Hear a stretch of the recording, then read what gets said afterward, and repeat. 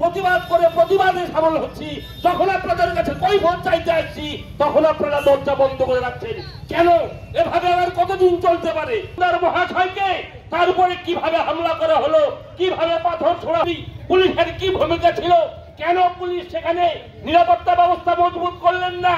কেন বলতে চাই, যতক্ষণ পর্যন্ত নিঃস্বার্থ ভাবে আমাদের সুকান্ত মজুমদার রাজ্য সভাপতি মহাশয়কে ছেড়ে দেওয়া না হচ্ছে ততক্ষণ পর্যন্ত আমাদের আন্দোলন চলবে। এইভাবে আপনারা আন্দোলনকে প্রতিহত করতে পারেন না। এইভাবে আন্দোলন আপনাদের কর্তব্য এবং আপনাদের যে দায়িত্ব, সেই দায়িত্ব সম্পর্কে সচেতন করবার জন্য অত্যাচার হচ্ছে, মিথ্যা মামলা দেওয়া হচ্ছে, আর তার জন্য সমস্ত দায় পশ্চিম বাংলার পুলিশ প্রশাসনের। কারণ আপনারা তৃণমূলের ভূমিকা পালন করে, তাই আমরা ভারতীয় জনতা পার্টির পক্ষ থেকে আবেদন করছি, অবিলম্বে আপনারা এই সব অন্যায়ের বিরুদ্ধে নিজেরা নিজেদের ভূমিতন্ত্রকে ধর্ষণ না হয়, বাংলার যেন গণতান্ত্রিক শান্তি বিশ্বাস। সুকান্ত বাবু একজন ভদ্রলোক, সে কখনো কুরুচিকর কোনো কথা বলতে পারে না।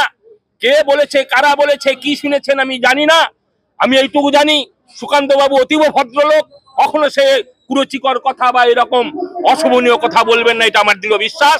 আমরা আমাদের ভারতীয় জনতা পার্টির রাজ্য সভাপতিকে আমরা চিনি। দেখুন, থানার যেভাবে গেটে তালা দিয়ে রাখা হয়েছে, এইভাবে পুলিশ প্রশাসন ভয় খেয়ে গেছে, তৃণমূল ভয় খেয়ে গেছে। তাই ভারতীয় জনতা পার্টিকে আটকানোর জন্য বিভিন্ন রকম রণকৌশল তারা নিচ্ছে। কিন্তু আমরা জানি এই রণকৌশল খাটবে না। আগামী দিনে আরো বহুত সংখ্যা নিয়ে এসে প্রয়োজন হলে আমরা তালা ভেঙে ভারতীয় জনতা পার্টির কর্মীরা ভিতরে ঢুকে আপাতত পশ্চিমবাংলার পুলিশ প্রশাসনকে তার যে কি করণীয় সেটা আমরা শিখিয়ে দেব বলে আশা করি বা